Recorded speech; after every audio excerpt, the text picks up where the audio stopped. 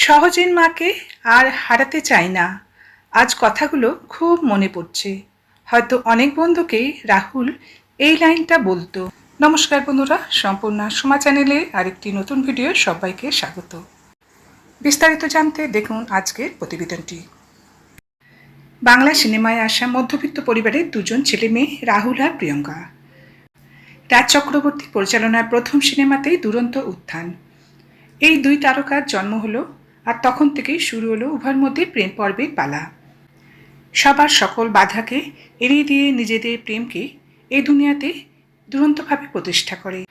দুজনেই একে অপরের ভালো লাগা মন্দ লাগার সঙ্গে নিবিড়ভাবে জড়িয়ে পড়ে।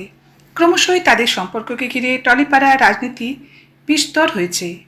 রাহুল সে রাজনীতি পছন্দ করতেন না, তবে তার সেন্স অফ হিউমারের সঙ্গে রাজনীতি মিশে যেত।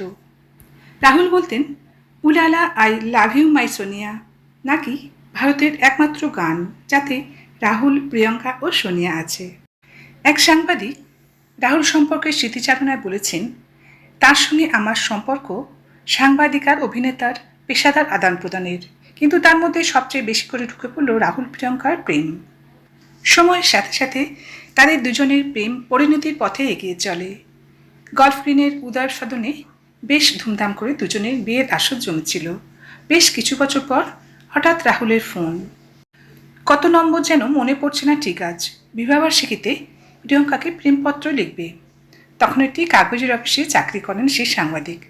সেই কাগজে প্রকাশিত হয়েছিল প্রেমপত্রটি। রাহুল শব্দ নিয়ে খেলতে ভালোবাসতেন। তার প্রেমের প্রকাশ তাই ছিল তার চিঠিতে। এক সময়ের গভীর প্রেম থেকে দুজনের সুখী দাম্পত্য জীবন এভাবে যে বিচ্ছেদের পথে হাঁটতে পারে কে ভেবেছিল। তবে এই বিচ্ছেদের পেছনে ছিল না কোনো চরম তিক্ততা বা প্রকাশ্য সংঘাতের গল্প, বরং ছিল এক গভীর পরিণত সিদ্ধান্ত। নিজেদের সন্তানের ভালোর কথা ভেবেই আলাদা থাকার পথ বেছে নিয়েছিলেন রাহুল ও প্রিয়ঙ্কা। এক সাক্ষাৎকারে প্রিয়ঙ্কা স্পষ্ট জানিয়েছিলেন তাদের সম্পর্ক ভাঙার নির্দিষ্ট কারণ প্রকাশ করতে চাননি তিনি, কিন্তু সহজের মানসিক স্বাস্থ্যের কথা ভেবেই তারা এই সিদ্ধান্ত নিয়েছিলেন। তারা দুজনেই চেয়েছিলেন তাদের সন্তানকে একটি সুস্থ ও স্বাভাবিক পরিবেশ দিতে। কিন্তু সময়ের সাথে সাথে সমীকরণও বদলেছে।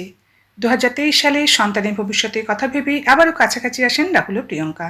সম্পর্কের সেই নতুন অধ্যায় যেন প্রমাণ করে ভালোবাসা সবসময় একই রূপে থাকে না। কখনো তা দূরত্ব থেকেও দায়িত্ব আর বোঝাপড়ার মাধ্যমে বেঁচে থাকে। সেই যে মিল হলো, রাহুল মাঝে মাঝে মজা করে বলতো, সহজের মাকে আমি হারাতে চাই না আর। আজ রাহুল নেই, তার রেখে যাওয়া স্মৃতি, অভিনয়, তার দায়িত্ববান বাবা হিসেবে সিদ্ধান্ত সবই রয়ে যাবে অমলিন। আজকের প্রতিবেদনটি যদি ভালো লেগে থাকে অবশ্যই একটা লাইক করে দেবেন। নতুন নতুন ভিডিও দেখতে চ্যানেলটি সাবস্ক্রাইব করে পাশে থাকার অনুরোধ রইল। ভালো থাকবেন। সমাপ্ত। ধন্যবাদ।